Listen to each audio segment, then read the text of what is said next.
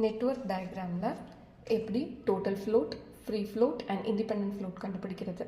Total ஃப்ளோட்டுங்கிறது latest finish time minus earliest finish time or latest start time minus earliest start time.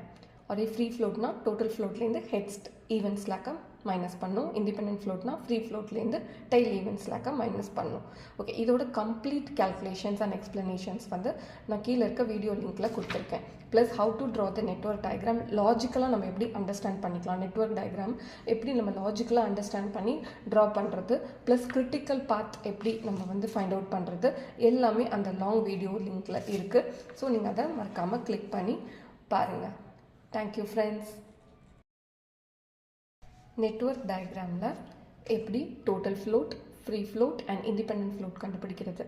Total ஃப்ளோட்டுங்கிறது latest finish time minus earliest finish time or latest start time minus earliest start time.